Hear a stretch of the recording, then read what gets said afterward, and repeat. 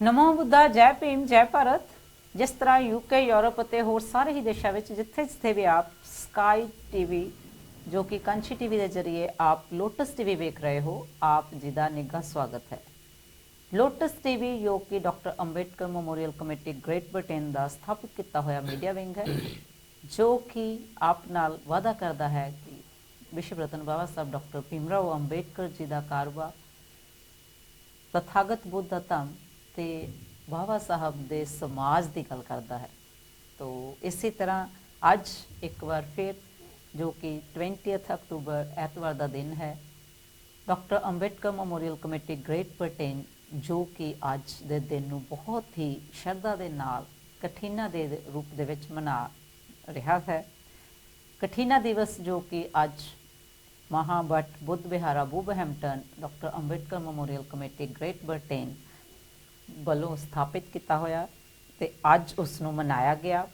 ਅੱਜ ਪ੍ਰੋਗਰਾਮ ਦੀ ਸੇਵਾ ਜੋ ਹੈ ਉਹ ਕਠੀਨਾ ਦਿਵਸ ਦੇ ਵਿੱਚ ਮਿਸਟਰ ਮਦਨ ਕੌਲ ਤੇ ਸਾਡੇ ਨਿਰਮਲਾ ਕੌਲ ਜੀ ਤੇ ਉਹਨਾਂ ਦੇ ਪਰਿਵਾਰ ਵੱਲੋਂ ਕਠੀਨਾ ਚੀਵਰ ਦਾ ਦਾਨ ਦਿੱਤਾ ਗਿਆ, ਜੋ ਕਿ ਡਾਕਟਰ ਅੰਬੇਡਕਰ ਮੈਮੋਰੀਅਲ ਕਮੇਟੀ ਉਸ ਪਰਿਵਾਰ ਦਾ ਬਹੁਤ ਬਹੁਤ ਧੰਨਵਾਦ ਕਰਦੀ ਹੈ ਕਿ ਤਥਾਗਤ ਬੁੱਧ ਦੇ ਧੰਮ ਦੀ ਪਰੰਪਰਾ ਨੂੰ ਕਾਇਮ ਰੱਖਦੇ ਹੋਏ ਅੱਜ ਕੌਲ ਪਰਿਵਾਰ ਵੱਲੋਂ ਇਸ ਲੜੀ ਨੂੰ ਪਰੋਂਦੇ ਹੋਏ ਅੱਜ ਦਾ ਕਠੀਨਾ ਚੀਵਰ ਦਾਨ ਦਿੱਤਾ ਗਿਆ, ਜਿਸ ਵਿੱਚ ਯੂਕੇ ਭਰ ਤੋਂ ਹਰ ਬੁੱਧ ਵਿਹਾਰ ਤੋਂ ਵੈਨਰੇਬਲ ਬੰਤੇ ਮੌਂਕਸ ਨੂੰ ਇਨਵਾਈਟ ਕੀਤਾ ਗਿਆ, ਬੁਲਾਇਆ ਗਿਆ ਤੇ ਕਾਫੀ ਮਾਤਰਾ ਵਿੱਚ, ਕਾਫੀ ਗਿਣਤੀ ਦੇ ਵਿੱਚ ਅੱਜ ਬੁੱਧ ਵਿਹਾਰ ਦੇ ਵਿੱਚ ਭਿਕਸ਼ੂ ਸੰਘ ਇੱਕ ਬਹੁਤ ਹੀ ਮਹਾਸੰਘ ਦਾ ਰੂਪ ਲੈ ਕੇ ਉਹਨਾਂ ਨੇ ਜੋ ਚੀਵਰਦਾਨ ਕਠੀਨਾ ਦਿਵਸ ਨੂੰ ਮਨਾਇਆ ਗਿਆ। ਤੋ ਇਸ ਦੇ ਨਾਲ ਨਾਲ ਜਿਸ ਤਰ੍ਹਾਂ ਕਠੀਨਾ ਦਿਵਸ ਦੇ ਬਾਰੇ ਗੱਲ ਕਰਦੇ ਹੋਏ ਉਸ ਵੱਲ ਨੂੰ ਜਾਈਏ, ਉਸ ਤੋਂ ਪਹਿਲੇ ਡਾਕਟਰ ਅੰਬੇਡਕਰ ਮੈਮੋਰੀਅਲ ਕਮੇਟੀ ਇਸ ਕਠੀਨਾ ਦਿਵਸ ਦੇ ਉੱਪਰ ਉਹਨਾਂ ਦੇ ਸੱਦੇ ਤੇ ਔਰ ਕੌਲ ਪਰਿਵਾਰ ਦੇ ਸੱਦੇ ਤੇ ਜਿੰਨੇ ਵੀ ਸਾਡੇ ਸਾਥੀ ਭੈਣ ਭਰਾ ਉਪਾਸਕ ਉਪਾਸਕਾਵਾਂ ਔਰ ਭਿਕਸ਼ੂਗਣ ਵੈਨਰੇਬਲ ਬੰਤੇ ਜਿੰਨੇ ਵੀ ਲੋਕ ਇਸ ਕਠੀਨਾ ਦੇ ਤੇ ਡਾਕਟਰ ਅੰਬੇਡਕਰ ਮੈਮੋਰੀਅਲ ਕਮੇਟੀ ਨੂੰ ਅੱਜ ਉਹਨਾਂ ਨੇ ਜੁਆਇਨ ਕੀਤਾ, ਉਹਨਾਂ ਦਾ ਸਾਥ ਦਿੱਤਾ, ਸਾਰਿਆਂ ਦਾ ਇੱਕ ਵਾਰ ਧੰਨਵਾਦ ਕਰਦਾ ਹੈ।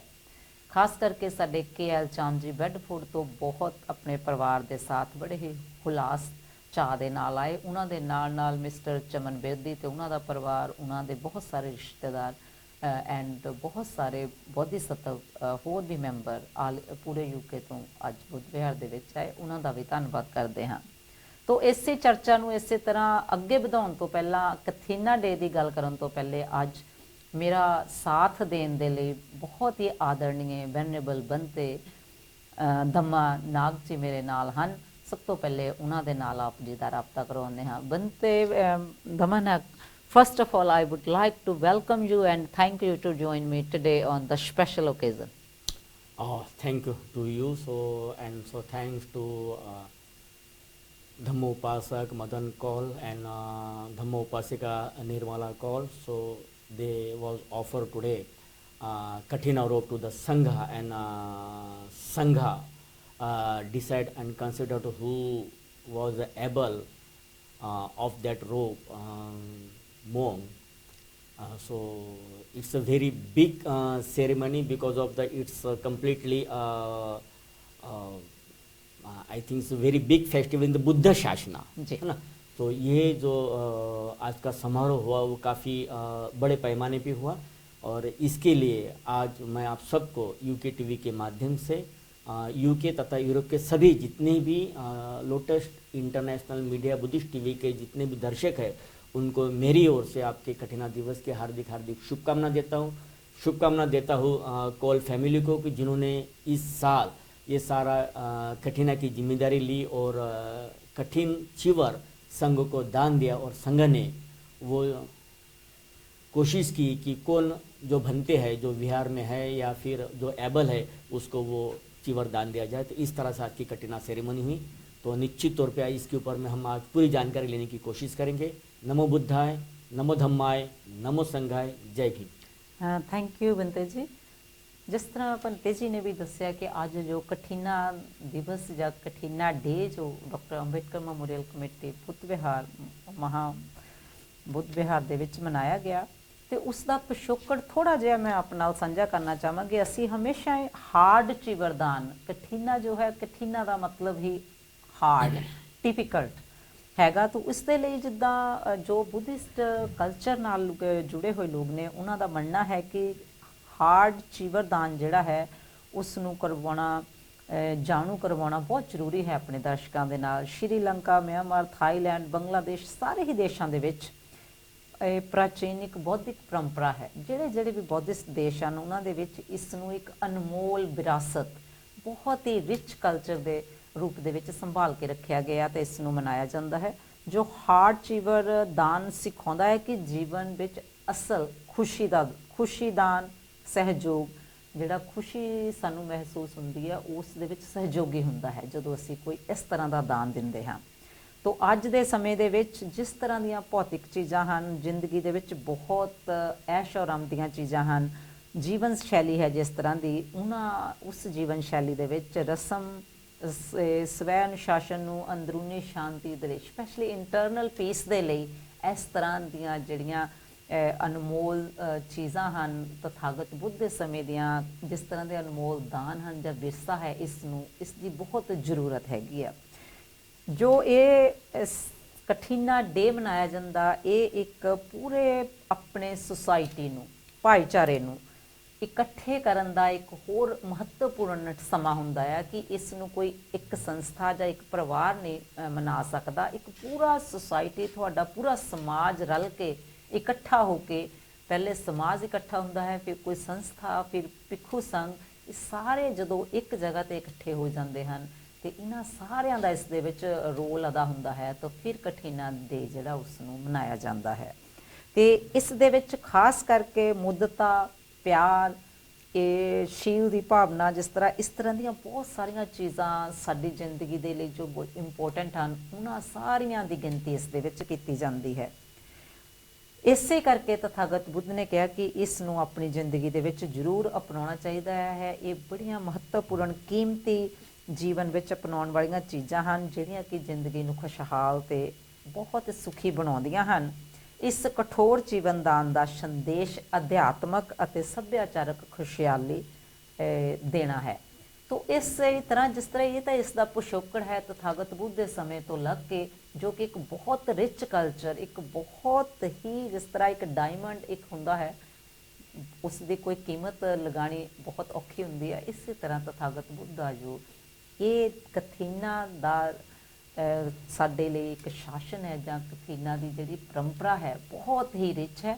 ਇਸ ਦੇ ਬਾਰੇ ਵੀ ਗੱਲਬਾਤ ਕਰਾਂਗੇ। ਸਭ ਤੋਂ ਪਹਿਲੇ ਵੈਨਰੇਬਲ ਬੰਤੇ ਜੀ, ਜਿਸ ਤਰ੍ਹਾਂ ਤੁਸੀਂ ਵੀ ਦੱਸਿਆ ਕਿ ਅੱਜ ਕਠਿਨਾ ਡੇ ਜੋ ਹੈ ਕਿ ਮਨਾਇਆ ਗਿਆ ਬੁੱਧ ਵਿਹਾਰ ਦੇ, ਵੁਲਵਰਹੈਂਪਟਨ ਦੇ ਬੁੱਧ ਵਿਹਾਰ ਦੇ ਵਿੱਚ, ਤੇ ਇਸ ਦੀ ਬਹੁਤ ਹੀ ਜ਼ਿਆਦਾ ਵਧੀਆ ਤਰੀਕੇ ਦੇ ਨਾਲ ਮਨਾਇਆ ਗਿਆ। ਜਦੋਂ ਤੱਕ ਅਸੀਂ ਆਪਣੇ ਦਰਸ਼ਕਾਂ ਨੂੰ ਇਸ ਦੇ ਬਾਰੇ ਦੱਸੀਏ ਕਿ ਇਸ ਨੂੰ ਮਨਾਇਆ ਗਿਆ, ਉਸ ਤੋਂ ਪਹਿਲੇ ਸਭ ਤੋਂ ਪਹਿਲੇ ਮੇਰਾ ਸਵਾਲ ਆਪ ਦੇ ਲਈ ਤੇ ਮੇਰੇ ਦਰਸ਼ਕਾਂ ਦੇ ਲਈ ਰਹੇਗਾ ਕਿ ਅਸਲ ਦੇ ਵਿੱਚ ਕਠਿਨਾ ਹੈ ਕੀ? काफ़ी महत्वपूर्ण सवाल है। और बुद्ध के बाद, जब तक बुद्ध जीवित थे जी, तो बुद्ध के समय बुद्ध की जो मासी माँ थी, प्रजापति गौतमी जी, प्रजापति गौतमी ने बुद्ध के लिए अपने हाथों से चीवर सिया था। और वो सीते समय काफ़ी उसके हाथों से खून बहने लगा, क्योंकि उस समय तो कोई सिलाई मशीन नहीं थी, तो वो सुई धागे से नीडल्स यूज़ किया जाता था। और उससे उसने बड़े फाइन तरीके से उसको सिया और बुद्ध को दान दिया। तो बुद्ध ने जब उसके हाथों को देखा तो बुद्ध सोचते रहे कि आपके हाथ इतने सूजे हुए क्यों, इतने खून से लथपथ क्यों है? तो उनने कहा कि ये चिवर मैंने के लिए बनाया है। तो तब बुद्ध ने कहा कि प्रजापति, ये जो चिवर है, जब तक बुद्ध शासन इस धरती पर जीवित रहेगा तब तक इस चिवर को भी याद किया जाएगा, क्योंकि आपने ये चिवर बड़े ही कठिन तरीके से बनाया है। तो ये चिवर किसी एक व्यक्ति के लिए नहीं हो सकता है, तो आप बुद्ध को दान करने के बजाय संघ को दान करो।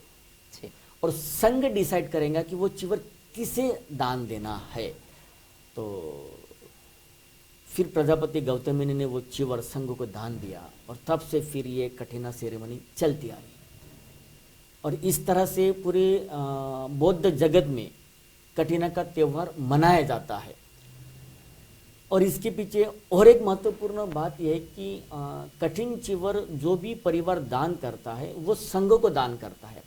और संघ को दान करने के बाद में वो संघ डिसाइड करता है कि क्योंकि चिवर तो एक ही होता है, तो वो चिवर के काबिल कौन है। तो सबसे पहले वर्षावास समाप्त हो जाने के बाद में संघ की पवारना होती है। संघ की पवारना हो जाने के बाद में फिर ये कठिन चिवरदान का सेरेमनी किया जाता है। और उसमें संघ एक साथ बैठता है और एक साथ बैठने के बाद में पहला भिक्षु दूसरा भिक्षु दोनों उसका अनुमोदन करते हैं। और फिर वो संघ डिसाइड करता है कि हाँ इस विहार से ये भंते इसके योग्य है। तो संघ फिर उस भंते को वो कठिन चिवरदान ऑफर करता है, संघ करता है। उपासक संघ को ऑफर करता है और संघ किसी एक भंते को ऑफर करता है। और फिर तब जाके और भंते के लिए भी और संघ के लिए भी दोनों ही बड़ी ही पुण्य की बात है। और इसलिए पुण्य की बात है कि इतना आसान नहीं है, क्योंकि अगर 100 भंते हैं तो 100 भंते में से एक भंते को चुनना कि इस साल के कठिन चिवरदान के लिए आप ही योग्य हो। तो इस तरह का वो सारा प्रोग्राम होता है। और फिर संघ उस भंते को चिवर देता है, तब जाके वो कठिना सेरेमनी पूरी तरह सक्सेस होती है। तो इसके पीछे का रीजंस ये है। और दूसरी बात यह है कि कठिन चिवरदान के माध्यम से आपको इकट्ठा होने का एक मौका मिलता है। सेकंड कि इकट्ठा होकर आपको अपने संघ के प्रति मन में उदारता भावना जगाना पड़ता है, उनके प्रति प्रेम मैत्री करुणा जगाते हुए। क्योंकि जितनी आप अपने संघ के प्रति श्रद्धा करुणा मैत्री जगाओगे उतनी संघ अपने उपासक के प्रति मैत्री करुणा मुदिता जगाता है। और फिर ये दोनों का मिलन जो होता है एक सामाजिक तौर पर ये इकट्ठा हो जाते हैं। और फिर जो कभी जीवन भर काफी धन राशि को इकट्ठा कर लेते हैं, लेकिन उन्हें भी एक मौका मिल जाता है कि इस दिन आप थोड़ा दान देकर अपने पुण्य को अर्जित करें, अपने पुण्य कर्मों को बढ़ाए। और इसलिए भी ये महत्वपूर्ण हो जाता है। तो परिवार तो चिवर दान देता ही देता है, और लोग भी जो भी भंते को कोई और चीजें लगती है संघ को, तो वो भी दान देने की प्रक्रिया इस कठिन चिवरदान में होती है।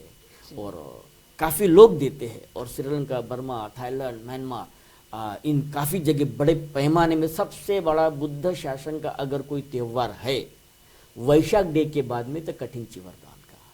और इसलिए कठिन चिवरदान विश्व में बड़े पैमाने पे मनाया जाता है। तो उसका ये भी बात है कि कठिन चिवरदान तब सक्सेस होता है कि किसी भी विहार में कम से कम 3 भंते, वैसे तो 5 भंते चाहिए, मगर कम से कम 3 भंते किसी भी विहार में 3 महीने तक एक अधिष्ठान लेकर उस विहार में रहते हैं।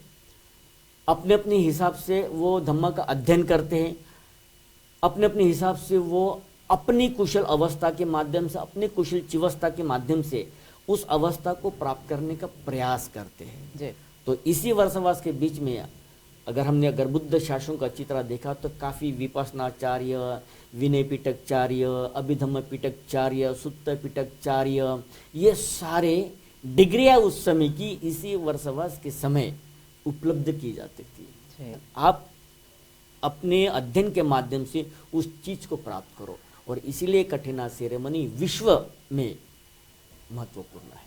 बहुत बहुत धन्यवाद ਬੰਤੇ जी कि जिस तरह तुसी दस्या कि कठिना जो बहुत ही इसका इम्पोर्टेंस भी है और एक ये बहुत ही बड़ी एक पूरी की पूरी से सिविलाइजेशन बुद्धा के टाइम की एक बहुत ही बड़ी चीज़ इसको माना गया है। बनते जी, जैसे आपने कहा कि ये बहुत सारे बुद्धिस्ट देशों में इसे मनाया जाता है और इसका महत्व क्या है और इसका मतलब क्या है, ये तो आपने बताया। तो जैसे बनते जी, पहले बुद्ध तथागत बुद्ध के निर्वाण के बाद, जब बुद्ध के समय में तो इसे जैसे आपने बताया कि उनके किस्सा गौतमी ने, विशाखा ने, बहुत सारे होते थे बुद्धा के समय में। तो कठिना जी दान हुए, बहुत से वन दान दिए गए, बहुत सारे राजा महाराजा बहुत तरह के चीज़ें दान में देते थे। तो जब तथागत बुद्ध का परिनिर्वाण हो गया तो उनके बाद किस देश में इस कठिना चीवर की शुरुआत सबसे पहले हुई? फर्स्ट लैंड बुद्धा की भारत है जी। यानी अगर इसको एक दृष्टिकोण से देखें, एक राइट व्यू से देखें, तो सेकंड बुद्धिस्ट लैंड ये श्रीलंका होती है जी। वो इसलिए उसको सेकंड बुद्धिस्ट लैंड मैं कहता हूँ क्योंकि सम्राट अशोक के समय सम्राट अशोक के पुत्र और पुत्री जी। महेंद्र और संघमित्रा इन्हें श्रीलंका भेजा गया। जी। श्रीलंका पे जाकर उन लोगों ने वहाँ पे बुद्ध शासन बड़े पैमाने में फैलाया। जी। ये करीब करीब अगर हम इसको जाने तो ये 3rd सेंचुरी की बात हो सकती है। जी। और उसी समय अगर ईसा पूर्व की बात करें तो एक कैलकुलेटली हम बात करें कि 247 ईसा पूर्व जी। महिंद्रा के माध्यम से श्रीलंका में बुद्ध शासन को फैलाया गया, बुद्ध की शिक्षाएं वापस दी गई और उसी समय पहला कटिंग चिवर दान श्रीलंका में हुआ और उसकी सारी रिस्पॉन्सिबिलिटी श्रीलंका का एक बहुत प्रसिद्ध राजा था जी।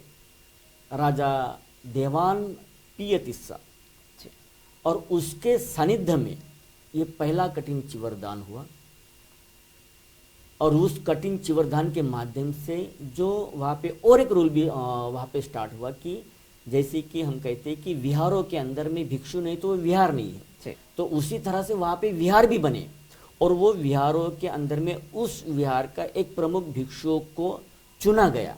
तो ऐसी काफ़ी विहार बने, वो विहार में प्रमुख भिक्षु चुनते गए और फिर जो चुनिवे प्रमुख भिक्षु थे तो वो डिसाइड करते थे कि एक साथ आकर कि अभी इस साल के यानी राजशाही कटिना सेरेमनी किसे प्रदान की जाए, किसे दी जाए। और ये सब कार्य राजा देवान पियतिस्स जो था श्रीलंका का उसके माध्यम से हुआ। तो पहली बार अगर भारत के बारे में कटिना सेरेमनी अगर कहीं हुई तो सबसे पहले श्रीलंका में हुई। तो इसलिए श्रीलंका ये हम उसे सेकंड बुद्धा लैंड भी कह सकते हैं। जी, बहुत बहुत धन्यवाद बनते जी। बहुत ही अच्छी आपने जैसे राजा पियतिस्सा की बात लेके आए आप। उसके बाद बनते जी जैसे बर्मा में माया अभिधम पिटक जो उसका अध्ययन और अभ्यास बहुत ही उसका बड़ा इतिहास है, वहाँ पे परंपरा है उसकी। तो जो बौद्ध धर्म के मूल तत्व है में से एक है, महत्वपूर्ण अंग है वो। तो बर्मा में अभिधम का ज्ञान जो विशेष रूप से महत्वपूर्ण माना जाता है, इसका अभ्यास गहन ध्यान और मानसिक विकास के लिए किया जाता है, वहाँ के लोगों का मानना है। बर्मा में कठिन समारोह आरंभ कब हुआ? वहाँ पे लोगों को अभिधम पिटक की बहुत नॉलेज है, इसका बहुत वो एक्सपीरियंस है, इसकी बात बहुत होती है, देखने को मिलता है और इसका उनके जीवन पे बहुत असर है। तो वहाँ पे बिल्कुल सही बात है आपकी। जैसे कि बुद्ध शासन में त्रिपिटक काफ़ी महत्वपूर्ण है, यानी बुद्ध शासन का पूरा ज्ञान त्रिपिटक में छुपा हुआ है। तो हम ये कह सकते कि उसमें से सुत्त पिटक की एक टोकरी श्रीलंका में है जी। दूसरी टोकरी अगर हम कहें तो वो थाईलैंड में है। जी, और तीसरी टोकरी की अगर हम बात करें कि जो बुद्ध का उच्चतम ज्ञान जिसे अभिधम्म पिटक कहा गया, और ये अभिधम्म पिटक ये बर्मा के लोगों ने संभाल के रखा है। जी, और अभी भी बर्मा में काफ़ी स्कूल कॉलेज उसी नाम से है। Abhidhamma degree college, Abhidhamma university, Abhidhamma Pali university, इस तरह से काफ़ी नाम से वहाँ पे अभी भी है। जी, लेकिन हम अगर बात करें कि बर्मा में ये कटिना समारोह कब स्टार्ट हुआ या कब इसकी शुरुआत हुई, जी, तो वैसे तो ये शुरुआत लगभग उसी समय हुई, अशोक सम्राट के समय। मगर इसको अगर हम ग्रहित पकड़े कि इसकी एक्चुअली शुरुआत कब हुई, तो इसकी एक्चुअली शुरुआत बर्मा में अगर हम देखें तो इसकी कोई खास स्थिति नहीं है। मगर एक अध्ययन करने के बाद ये पता चला कि 11वीं सेंचुरी में बर्मा में कठिन समारोह की शुरुआत यानी कठिन चिवरदान की शुरुआत हुई। जी, और इसकी शुरुआत करने वाले वहाँ, क्योंकि तब तो राजाशाही चलती थी ना, जी, तो वहाँ पे भी राजा यानी अनावर्ता, इनके माध्यम से वो कठिन चिवरदान की शुरुआत की गई। और उन्होंने कठिन चिवरदान की शुरुआत ही नहीं की तो पूरे बर्मा को एकीकृत किया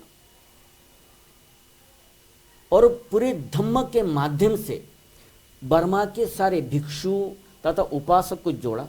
और जोड़ने के बाद में उन्होंने जिस तरह से बर्मा में काम किया, तो उनके वजह से ही आज बर्मा का नेशनल रिलीजियस अगर हम कहें तो वो हमको बुद्धिज्म पता चलता है। जी, तो बर्मा में जिसे राजशाही धर्म जिसे कहा जाता है वो बुद्ध का धम्म है।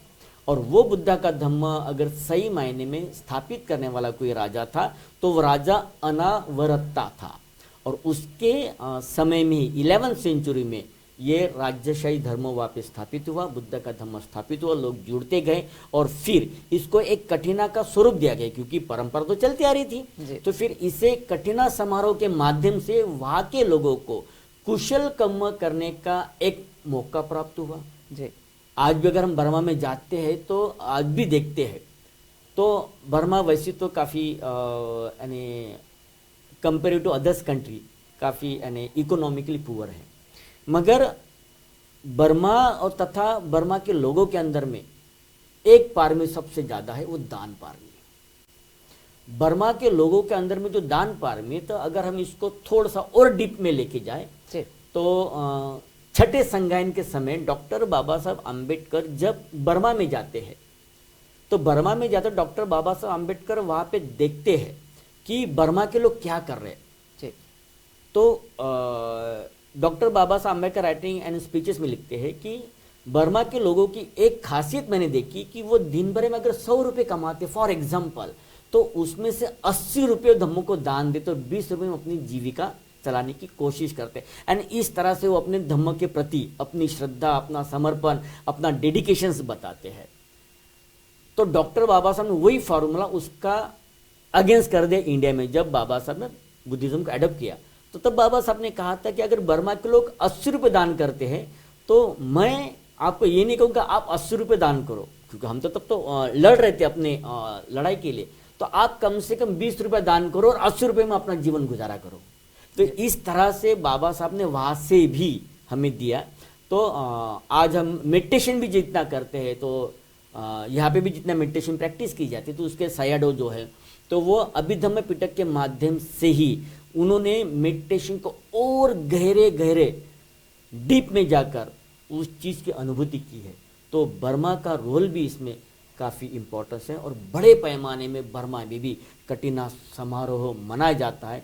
इसकी यानी निकटतम शुरुआत 11वीं सेंचुरी से बड़े पैमाने में हुई, क्योंकि उस समय कभी राजा महाराजा, कभी इस राजा का रूल चलता था, कभी उस राजा का रूल चलता था। तो अपने अपने हिसाब से वो राजा महाराजा उस समय उसकी वहाँ की धर्मा की या फिर धम्म की जो प्रणाली है उसको चेंज करने की कोशिश करते थे। मगर राजा अनावर्त के माध्यम से बर्मा में पूरी तरह पूरे देश में बुद्धिज्म फैला, लोगों ने कटिना समारोह को अपना लिया और इसको बड़े पैमाने में करने लगे। तो बर्मा उसका भी एक मुख्य कारण है। ਬਹੁਤ ਬਹੁਤ ਧੰਨਵਾਦ ਬੰਤੇ ਜੀ ਕਿ ਆਪ ਤੁਸੀਂ ਬਹੁਤ ਹੀ ਅੱਛੀ ਉੱਥੇ ਦੀ ਜਾਣਕਾਰੀ ਦਿੱਤੀ ਕਿ ਬਰਮਾ ਦਾ ਕਲਚਰ ਜੋ ਬੁੱਧਿਸਟ ਕਲਚਰ ਹੈ ਕਿੰਨਾ ਰਿਚ ਹੈ ਔਰ ਕਿੰਨੇ ਉਹ ਦਾਨੀਪੋਸ਼ ਲੋਕ ਹਨ, ਕਿੰਨਾ ਉਹ ਧੰਮ ਦੇ ਵਿੱਚ ਹੈਗੇ ਨੇ ਜੁੜੇ ਹੋਏ।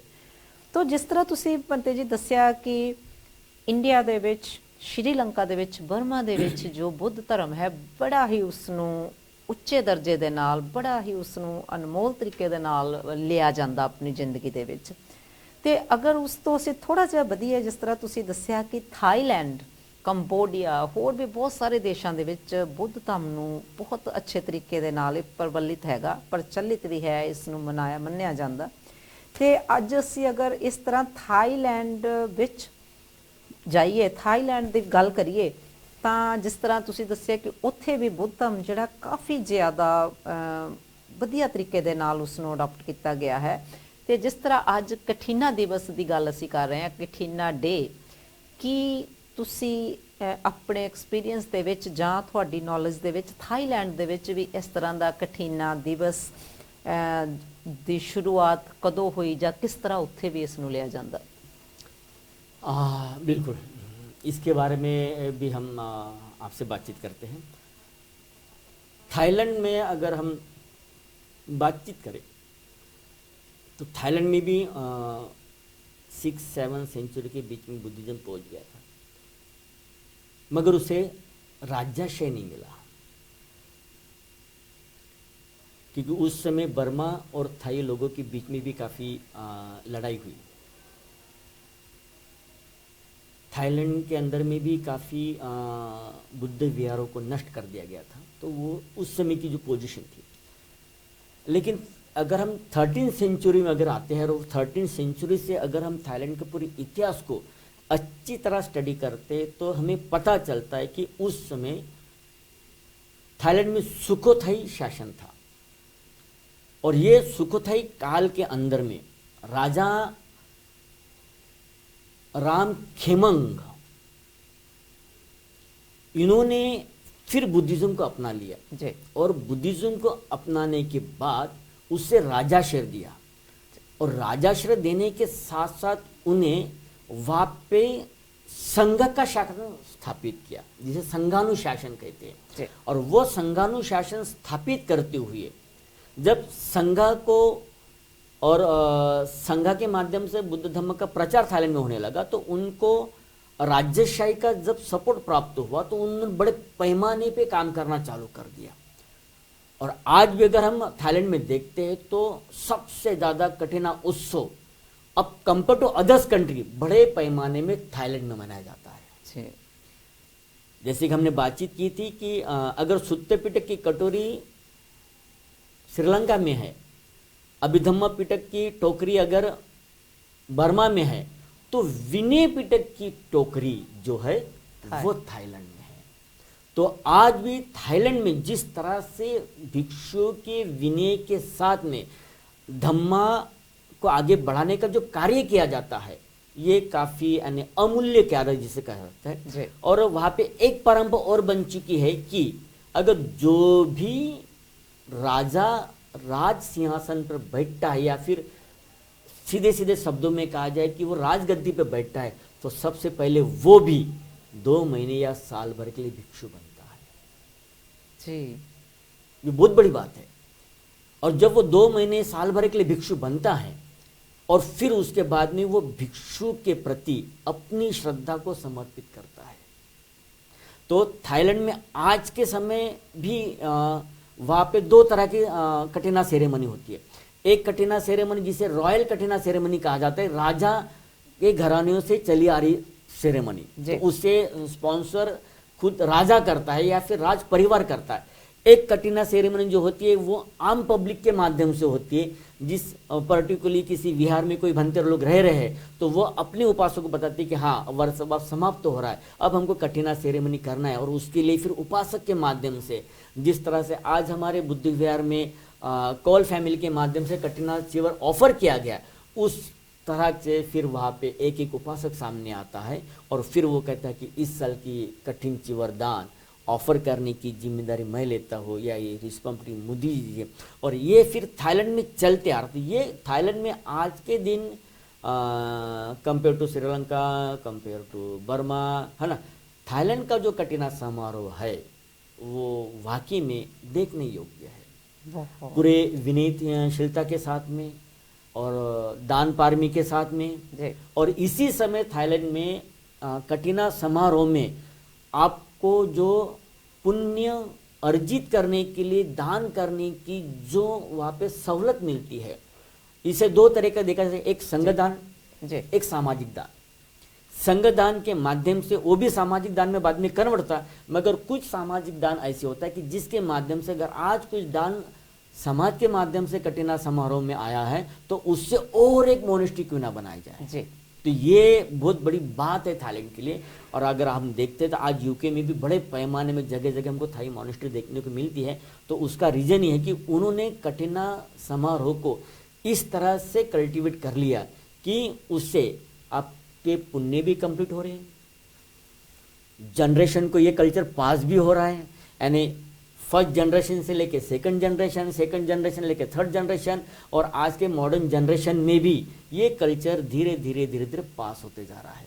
तो ये थाईलैंड भी उतना ही इम्पोर्टेंस है और काफ़ी महत्वपूर्ण है। तो वो मैं यही कहूँगा कि थर्ड सेंचुरी के बाद में राजा रामखेमंग, इनके माध्यम से जो कटिना सेरेमनी वहाँ पे स्टार्ट की गई है तो वो अब तक चल रही है और बड़े अच्छी तरह चल रही है। बहुत बहुत धन्यवाद बनते जी। सो बनते जी, जैसे कटिना की की हम लोग बात कर रहे हैं कि कटिना चीवर जो है इसकी शुरुआत हमने बहुत सारे देश, भारत से लेके थाईलैंड तक हम पहुंच गए। तो मेरे मन के एक सवाल और है कि जैसे वुलवरहैम्पटन बुद्धा विहार में दिस ईयर हम 4 बनते लोगों ने, एक संघ ने वर्षावास करा, तो उसमें हमारे पास जैसे एग्जाम्पल के लिए बनते सुमना श्री फ्रॉम बांग्लादेश, सो उन्होंने भी वर्षावास जो करा इस बुद्ध विहार में, और उनका जो कल्चर, उनकी एक्टिविटीज, उनका धर्म के प्रति क्या समर्पण है, उसको देखते हुए मेरे अंदर एक सवाल है अपने लिए और अपने दर्शकों के लिए। जैसे हमने दूसरे कंट्रीज में बताया कि वहाँ पे बुद्धम का कैसा कल्चर है, तो बांग्लादेश जो बनते सुमनाश्री वहाँ से हैं और वहाँ पे एक मुस्लिम कंट्री है मोस्टली, तो वहाँ पे बुद्धम का कैसा है आचरण, और वहाँ पर अगर है तो कैसे वहाँ पे बुद्धम पहुँचा। बिल्कुल, सबसे पहले तो मैं भंते अरुणाश्री को भी धन्यवाद दूंगा कि इस साल उन्होंने मेरा सुमना श्री को मैं धन्यवाद देना चाहूँगा कि उन्होंने इस साल मेरा साथ दिया और कठिन समारोह के लिए पूरा 3 महीने मेरे साथ उन्होंने वर्षावास किया। मैं उनका भी धन्यवाद देता हूँ। आपने बांग्लादेश की बातचीत की, तो आज वो बांग्लादेश है लेकिन कभी वो पहले जम्मू प्रांत यानी भारत का ही एक पार्ट था और अशोक सम्राट के समय से काफ़ी प्रभावित था 3rd सेंचुरी से जी। और 3rd सेंचुरी के बाद में अशोक सम्राट के बाद में सबसे ज़्यादा बांग्लादेश में अगर फिर किसका काम हुआ तो पाला वंश का हुआ। तो पाला वंश ने 8th सेंचुरी से लेकर तो 12th सेंचुरी तक बांग्लादेश में बहुत बड़ा काम किया जी। और काफ़ी जैसी नालंदा यूनिवर्सिटी जैसी इंडिया में है, तो विक्रमाशिला यूनिवर्सिटी भी ये बांग्लादेश में है जी। तो वो पाला वंश के समय तो ये सारी चीज़ें डेवलप हुई, लेकिन फिर धीरे धीरे ऐसी हुआ कि जब आफ्टर 12th सेंचुरी मुगल साम्राज्य ने जब अटैक किया तो उसमें बांग्लादेश भी अछूता नहीं रहा। तो वो फिर धीरे धीरे ऐसी होगा कि उन्होंने बुद्धिज़्म को हानि पहुंचाना चालू कर दिया और हानि पहुंचाते पहुंचाते पहुंचाते यानी पूरा ही बांग्लादेश से बुद्धिज़्म नियरली फिनिश हो गया। मगर कुछ हिस्सा ऐसी था जिसे हम आज भी कहते हैं कि चित्तागोंग। तो बांग्लादेश में चित्तागोंग एक ऐसी हिल स्टेशन है, तो वहाँ पे आज भी बुद्ध शासन, तो अभी अगर हम आज की अगर उसका रेशियो निकाले तो 80% अगर मुस्लिम पॉपुलेशन अगर बांग्लादेश में तो 20% वहाँ पे बुद्धिस्ट पॉपुलेशन भी है, तो मोर देन इंडिया यस, है ना। तो अगर हम वो देखें तो, लेकिन हाँ ये बात है कि बांग्लादेश में संघ शासन है, वहाँ पे अभी भी संघ राजा है। लास्ट टाइम मेरे ख्याल से संघ राजा इंडिया भी आए थे, और संघ राजा के सानिध्य में वहाँ का पूरा संघ चलता है ना। तो बांग्लादेश में भी बड़े पैमाने में पाला वंश के समय से ही वहाँ पे कठिना की शुरुआत हुई, और कठिना सेरेमनी करते आ रहे हैं, और अभी भी वहाँ पे कठिना सेरेमनी बड़े पैमाने भी की जा रही है। ऐसी नहीं है कि नहीं होता करके, कि जिस तरह से भंते सुमन श्री जो यहाँ पे है हमारे साथ में है, तो अगर हम चित्तौड़गढ़ में जाए तो वहाँ पे अगर हम देखते हैं तो जगह जगह कठिना सेरेमनी होती है, लोग बड़े पैमाने में आते हैं, दान देते हैं। क्योंकि कठिना सेरेमनी इसलिए होती कि वो अपने आप को धन्य समझते कि हम तो भिक्षु नहीं बन पाए जी, हम तो अज्ञान है, हम तो दुखों में भटक रहे, दुखों के बहुत चक्कर से बाहर नहीं निकल पा रहे। पारिवारिक इमोशंस होगा, ये इमोशंस होगा, वो इमोशंस होगा, लेकिन कम से कम भंते के माध्यम से हमें वो ज्ञान मिलता है कि कम से कम हम पूरी तरह से अगर हम दुखों से बाहर निकल नहीं पाए, मगर कम से कम अपने दुखों को कंट्रोल तो कर सकते हैं। तो इस तरह से फिर वो भी एक बड़ी श्रद्धा लोगों के बीच में बढ़ती गई, और आज अगर हम बांग्लादेश की भी बातचीत करें, मुस्लिम कंट्री होने के बावजूद भी वहाँ पे बड़े पैमाने पे कठिना सेरेमनी मनाई जाती है, कठिन चिवरदान वहाँ पे होता है, और जगह जगह होता है। और आज ये कल्चर वाकई में ये विश्व का एक ऐसी कल्चर बन चुका है कि ये सिर्फ इंडिया का ही नहीं था, तो आज ये विश्व का कल्चर बन चुका है। यूके, यूरोप और भी कई कंट्री है, एशियन कंट्री है, जितनी भी थेरवादा कंट्री है, वो सारे थेरवादा कंट्री के अंदर में जहाँ पे थेरवादा बुद्धिज्म को एडोप्ट किया जाता है या फिर उसको फॉलो किया जाता है, उस मार्ग पे चला जाता है, उन सारे कंट्रियों के बीच में कठिन चिवरदान एक सबसे बड़ा महा उत्सव के माध्यम से सेलिब्रेट होता है। लोग कतार लगाते कि इस साल मैं अपने तरफ से, अपने परिवार की ओर से ये कठिन चिवरदान संघ को दान देना चाहता हूँ, तो मुझे संघ इसकी अनुमति दे, और इस तरह से वो चलते रहता है। बहुत बहुत धन्यवाद बनते जी, आपने बहुत अच्छे तरह से वहाँ पे बांग्लादेश का जो इतिहास है उसको भी बताया, और वहाँ पे बुद्धम की जो परंपरा है, बुद्धम है वहाँ पे, उसके बारे में भी बताया। तो पंते जी, जिस तरह ਤੁਹਾਡੇ ਕੋਲ ਹੋਰ ਵੀ ਮੇਰੇ ਕੋਲ ਸਵਾਲ ਹਨ, ਉਸ ਤੋਂ ਪਹਿਲੇ ਸਾਡੇ ਕੋਲ ਬਹੁਤ ਸਾਰੇ ਦਰਸ਼ਕ ਜੁੜੇ ਹਨ, ਉਹਨਾਂ ਨੂੰ ਵੀ ਅਸੀਂ ਜ਼ਰੂਰ ਪ੍ਰੋਗਰਾਮ ਵਿੱਚ ਸ਼ਾਮਲ ਕਰਨਾ ਚਾਹਾਂਗੇ। ਸਭ ਤੋਂ ਪਹਿਲੇ ਸਾਡੇ ਮਨੋਹਰ ਲਾਲ ਗਿੰਡਾ ਜੀ ਕਠਿਨਾ ਦਿਵਸ ਦੀਆਂ ਬਹੁਤ ਬਹੁਤ ਵਧਾਈਆਂ ਦਿੰਦੇ ਹਨ, ਤੇ ਬਹੁਤ ਅੱਛਾ ਪ੍ਰੋਗਰਾਮ ਹੈ। ਮਿਸਟਰ ਦੇਵਲਾਲ ਸੁਮਨ ਜੀ, ਬਖਸ਼ੋ ਸੁਮਨ ਜੀ, ਪ੍ਰੋਗਰਾਮ ਬਹੁਤ ਅੱਛਾ ਹੈ। ਕਠਿਨਾ ਦਿਵਸ ਦੀਆਂ ਸਾਰੇ ਸੰਸਾਰ ਨੂੰ, ਸਭ ਨੂੰ ਪਰ ਵਧਾਈਆਂ। ਸਾਡੇ ਐਗਜ਼ੈਕਟਿਵ ਬੋਡੀ ਦੇ ਮੈਂਬਰ ਨਿਰਮਲਾ ਭਾਟੀਆ ਜੀ ਕਠਿਨਾ ਦਿਵਸ ਦੀਆਂ ਸਭ ਨੂੰ ਵਧਾਈਆਂ ਦਿੰਦੇ ਹਨ। ਮਿਸਿਸ ਨੰਜੋ ਰੱਤੂ ਜੀ, ਬਹੁਤ ਹੀ ਅੱਛਾ ਪ੍ਰੋਗਰਾਮ ਹੈ, ਇੰਡੀਆ ਤੋਂ ਵਧਾਈਆਂ ਭੇਜ ਰਹੇ ਹਨ ਤੇ ਕਠਿਨਾ ਦਿਵਸ ਦੀਆਂ ਵਧਾਈਆਂ ਦੇ ਰਹੇ ਹਨ। ਬਲਦੇਵ ਰਾਜ ਬਿਰਦੀ ਜੀ, ਬਹੁਤ ਹੀ ਵਧੀਆ ਪ੍ਰੋਗਰਾਮ ਹੈ ਤੇ ਨਾਲ ਵਧਾਈਆਂ ਵੀ ਦੇ ਰਹੇ ਹਨ। ਮਿਸਿਸ ਮਿੰਦੋ ਰੱਤੂ ਜੀ, ਬਹੁਤ ਅੱਛਾ ਪ੍ਰੋਗਰਾਮ ਹੈ ਤੇ ਉਹ ਵੀ ਕਠਿਨਾ ਦੀਆਂ ਵਧਾਈਆਂ ਦੇ ਰਹੇ ਹਨ। ਸਾਡੇ ਐਗਜ਼ੈਕਟਿਵ ਦੇ ਕਮੇਟੀ ਦੇ ਮੈਂਬਰ ਦੀਸ਼ ਦਾਦਰਾ ਜੀ, ਸਮਿਤਰੀ ਦਾਦਰਾ ਜੀ ਪ੍ਰੋਗਰਾਮ ਦੀ ਸ਼ਲਾਘਾ ਕਰਦੇ ਹਨ ਤੇ ਕਠਿਨਾ ਦੀਆਂ ਸਭ ਨੂੰ ਵਧਾਈਆਂ ਦੇ ਰਹੇ ਹਨ। ਮੁਲਖ ਰਾਜ ਜੀ, ਜੋ ਕਿ ਲੋਟਸ ਟੀਵੀ ਦੇ ਕੋਆਰਡੀਨੇਟਰ ਹਨ, ਮੁਲਖ ਰਾਜ ਜੀ, ਸ਼ੀਸ਼ ਬੱਦਨ ਜੀ, ਕਠਿਨਾ ਦੀਆਂ ਸਾਰੇ ਹੀ ਜਗਤ ਨੂੰ ਵਧਾਈਆਂ ਦੇ ਰਹੇ ਹਨ। ਤੋਂ ਅੱਜ ਉਹ ਇਹ ਵੀ ਕਹਿ ਰਹੇ ਹਨ ਕਿ ਨੈਕਸਟ ਵੀਕ ਵੀ ਪ੍ਰੋਗਰਾਮ ਜੋ ਕਠਿਨਾ ਦਿਵਸ ਦਾ ਹੀ ਹੋਵੇਗਾ, ਸਾਡੇ ਕੋਆਰਡੀਨੇਟਰ ਜੀ ਦੱਸ ਰਹੇ ਹਨ ਤੇ ਅਪੀਲ ਕਰ ਰਹੇ ਹਨ ਸਾਰੇ ਦਰਸ਼ਕਾਂ ਨੂੰ ਕਿ ਉਸ ਨੂੰ ਵੀ ਜ਼ਰੂਰ ਦੇਖਣਾ।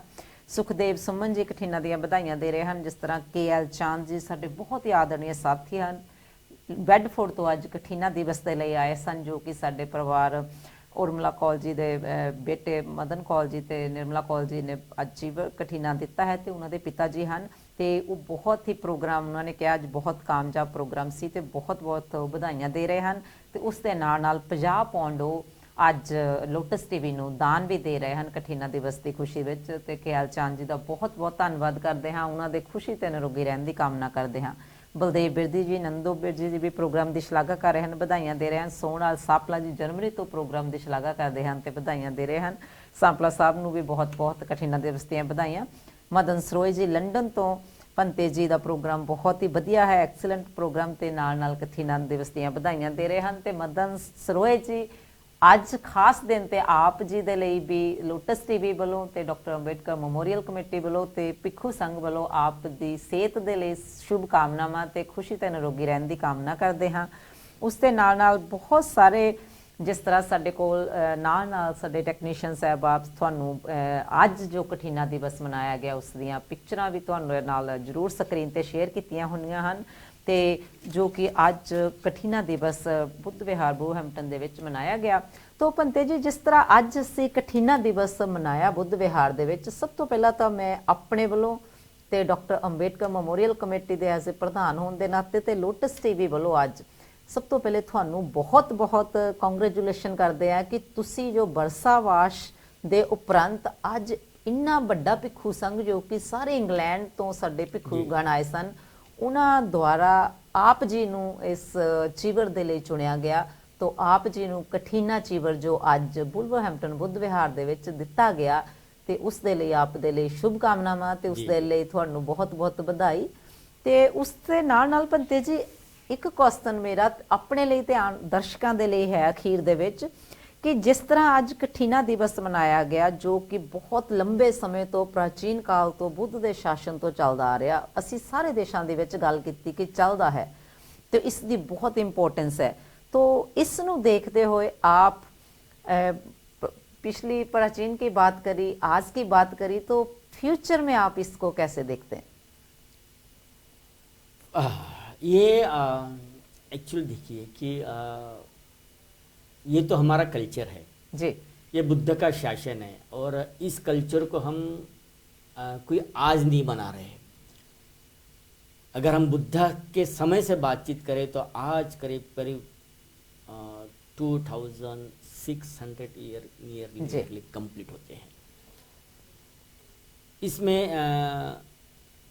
पूरे विश्व में अप्स एंड डाउन्स काफ़ी सिचुएशन हुई है जी, मगर इस समारोह के लिए किसी तरह की कमी नहीं आई।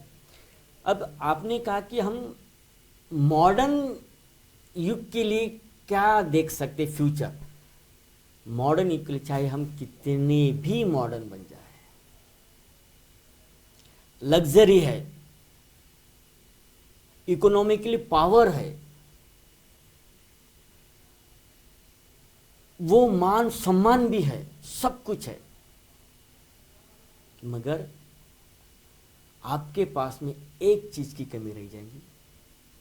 वो चीज की कि आप चाहे कितना भी धन कमा लो, मगर आपके धन का लाभ आपके अलावा अगर किसी और को प्राप्त नहीं होगा तो फिर आपका धन किसी काम का नहीं जी।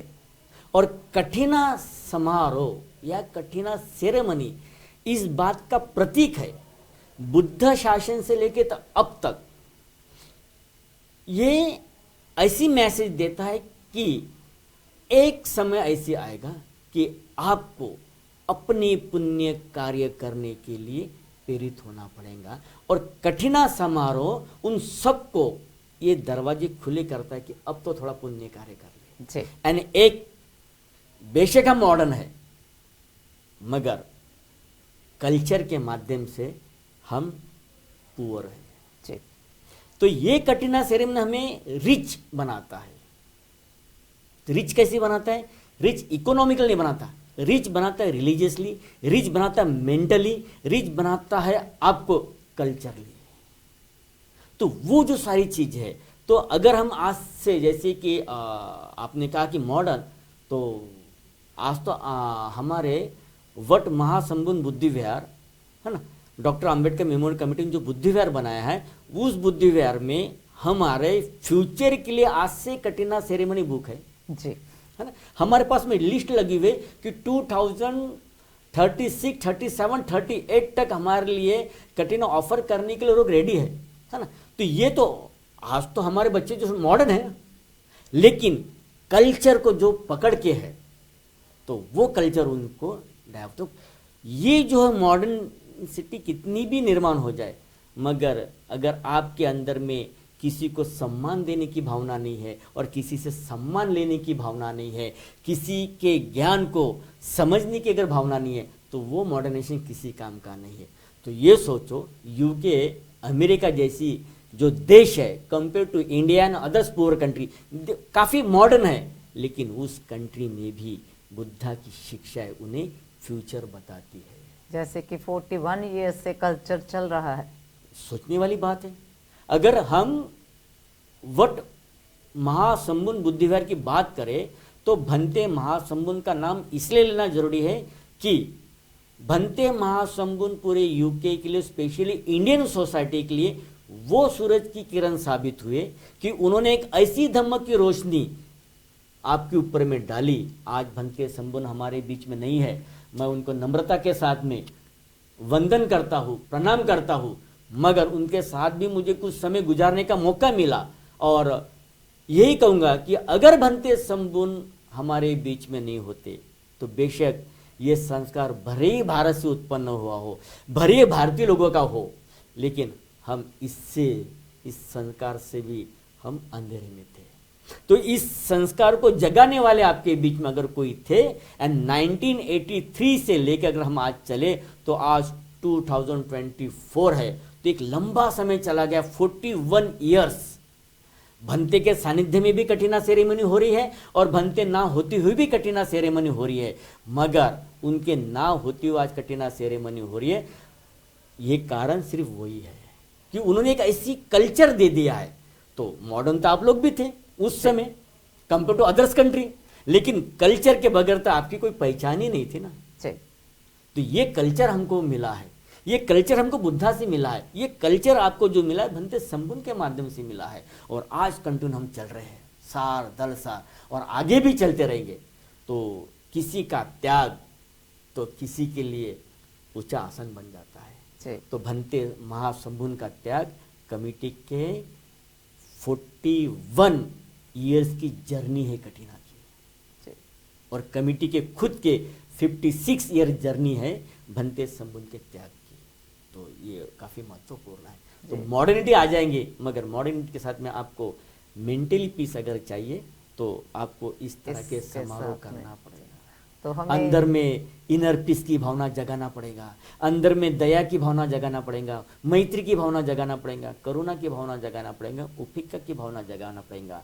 तो हम मॉडर्न लाइफ में भी सक्सेसफुल, पीसफुल और हैप्पी लाइफ जी सकते हैं, संतुष्टि के साथ में जी इस सकते हैं। रिच कल्चर को हमें उम्मीद है कि ये रिच कल्चर ऐसे के ऐसे ही हमारा जो कल्चर डेवलप हो चुका है चलेगा। बिल्कुल चलेगा। सोचने वाली बात है, 2600 वर्ष बीत चुके हैं, कम ज्यादा हुआ, लेकिन इस कल्चर को आज तक कोई ब्रेक नहीं कर पाया, और ना ही कभी, चाहे मॉडर्न आ जाए, कितना भी मॉडर्नाइजेशन इस दुनिया में आ जाए, तब भी इस कल्चर को कोई ब्रेक नहीं, क्योंकि ये कल्चर ही एक साइंस है जी।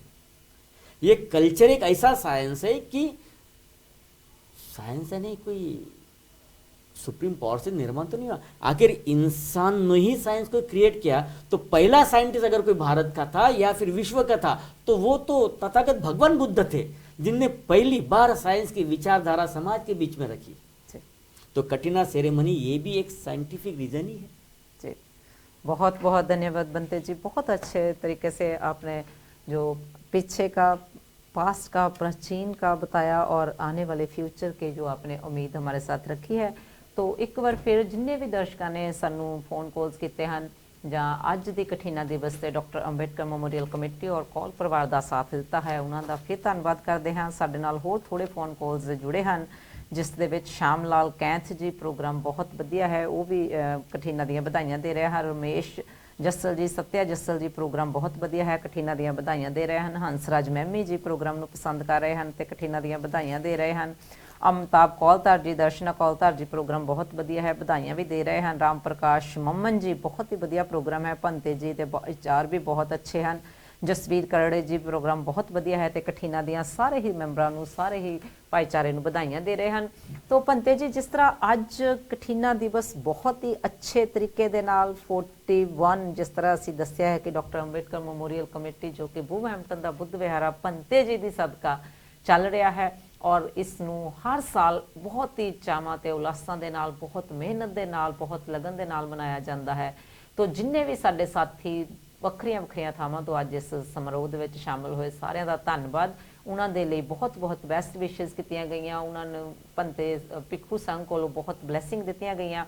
तो अखीर दे विच बनते जी आप क्या कहना चाहेंगे तथागत बुद्ध के कल्चर के लिए और जो दर्शक हमें देख रहे हैं उनके लिए बेस्ट विशेस के लिए? अंत में मैं यही कहूँगा कि व्यक्तिगत हम बड़े हो सकते लेकिन कल्चर के तौर पे हम बड़े नहीं हो सकते, और कल्चर बहुत ज़रूरी है। अगर आपने अपनी संस्कृति की पहचान खो दिए तो ये समझ लेना कि आपने अपने आप को खो दिया है। तो बुद्ध का जो कल्चर है जो सदियों से चला आ रहा है और आगे भी चलता रहेगा, और इसी तरह से हम इस कल्चर को अपनाते हुए इसको जनरेशन टू जनरेशन पास करने की कोशिश करें, अपने बच्चों को अपने पोतों को बताए कि हम आज जो बड़े हुए जो भी हमको समझ मिल रही है ये सिर्फ बुद्ध के धम्म के माध्यम से मिल रही है। जी बहुत बहुत धन्यवाद बनते जी, आपने आज मेरा साथ दिया और बहुत अच्छा कठिना दिवस हम सेलिब्रेट करके आ रहे हैं।